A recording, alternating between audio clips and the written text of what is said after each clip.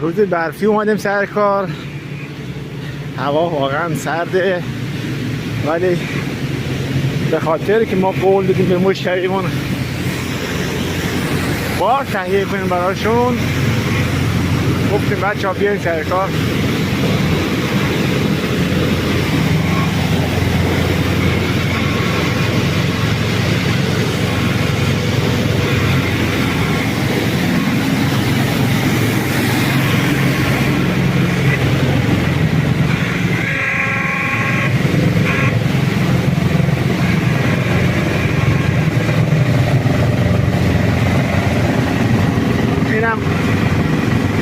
مهندسمون یک شعله گذاشته که سرما نخوره.